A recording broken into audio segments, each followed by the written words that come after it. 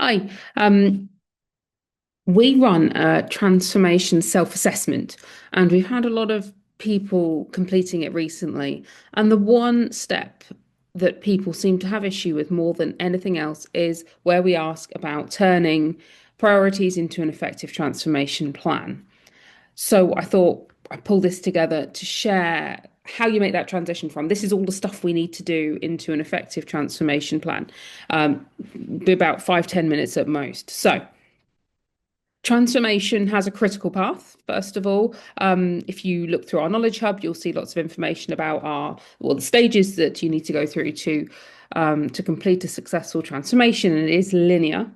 You need to go through these steps in this order. They don't need to take a long time, but if you don't go through these steps in this order, then you'll risk not having an effective transformation, basically.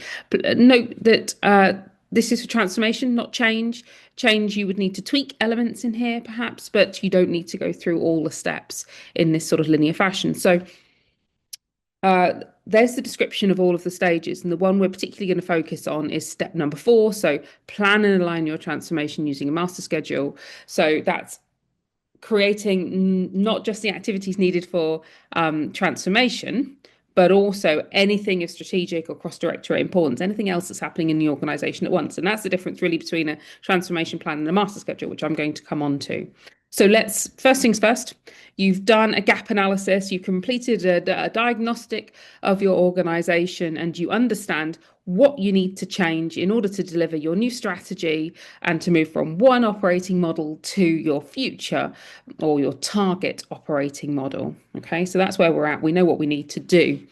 So we create projects from that activity, develop what we call project mandates. And I put an example down there for you. You might already have templates for this, and that's great. If you need a copy of this, let me know, or I'll try and upload one to the Knowledge Hub as well. But most important on here, making sure you're clear about what you're going to achieve through the completion of the project, what the outcome will be, what is the objective, but really critically, what is the outcome and how would you know that you've achieved that outcome, which is why we focus on things like success measures in there. We're then going to go on and order the projects. So what sequence do they need to be completed in? So usually this is based on dependencies or sometimes on urgency. There might have been some burning bridges or some things you need to get in place before others for external deadlines, for example. But sometimes they're based on really unique factors like people might be going off on maternity leave or people might be leaving or new people might be joining. And therefore that will impact the order in which you need to do things. Okay. And once you have those list of projects with their mandates, we need to go through and list all the key milestones in the delivery of that particular project and basically map out your timeline. So here are 5 key milestones in the delivery of that project, and this is when they will all happen. This is when we expect to start. This is when it expects to finish. So you've got that. That basically creates, in effect, the basic transformation plan. But this is where it gets really important. And this is the difference between organizations that do really well with transformation and those that end up going around in circles and perhaps have a lot of stop and starting. And that is you turn your transformation plan into a master schedule. Okay, so don't stop on that previous slide. Keep going and turn it into a master schedule.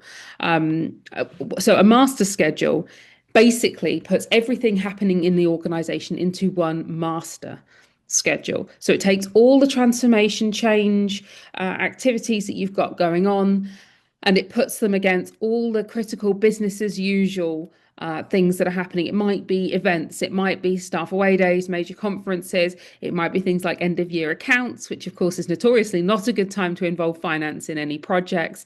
It might be office moves that you've got. Anything else that's happening that's going to cut across different directorates or create major pressure points within services needs to go on this master schedule. There shouldn't be any other change activity that is not reflected on this master schedule. So it's all major business as usual, all change, all transformation, basically everything. But at a directorate, so cross directorate, so an organizational sort of level. So once we've identified all of those mission critical BAU tasks, all those things I just talked about, you want to plot those on the same canvas that you plot the projects that you've already set out. So put them on an 18-month, 2-year sort of canvas or calendar, if you like, where you show all the projects and all those other things happening. And then what you want to do is you need to then jig it around. And what you have to do is remove pressure points on individual teams, make sure that the dependencies still work.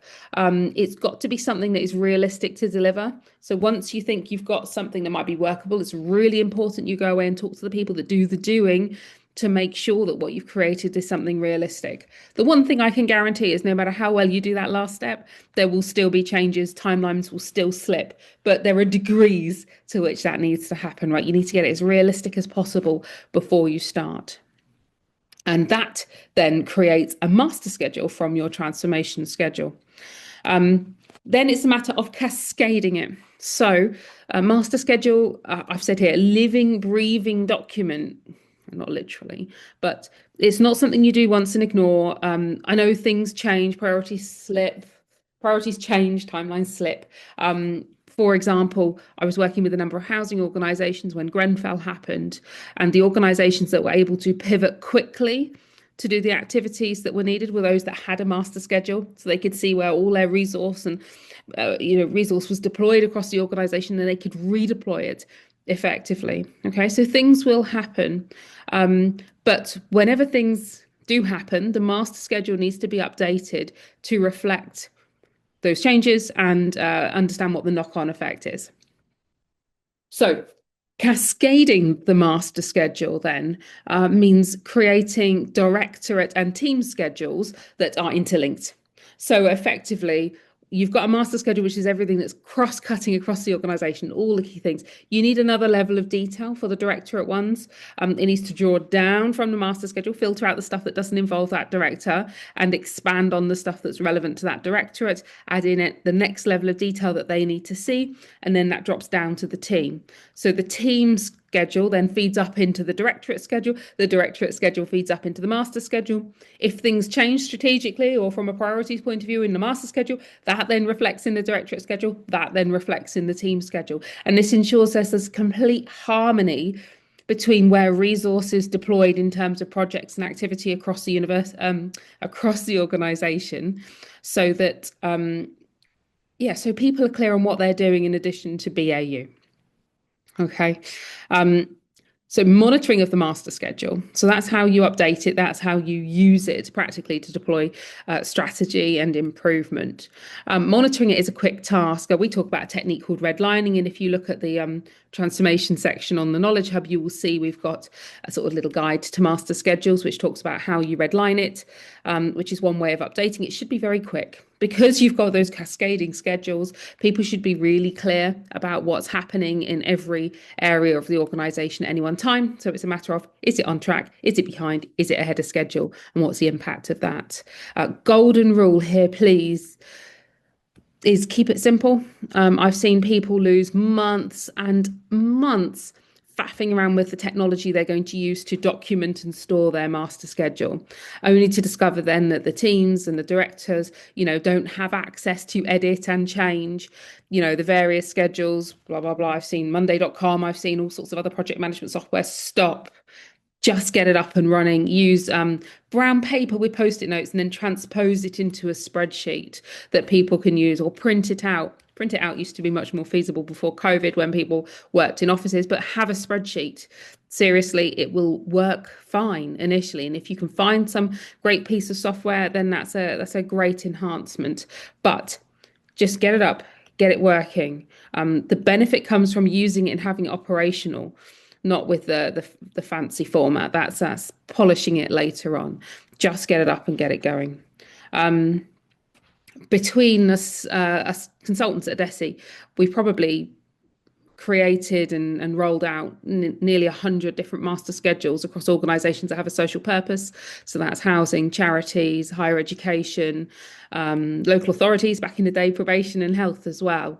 Our support can be as great or as little as you require. So sometimes people want us to completely facilitate and develop it and then launch it for them. And sometimes they want us to coach others through it and anything in between.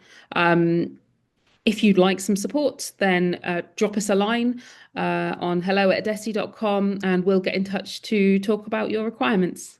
Good luck.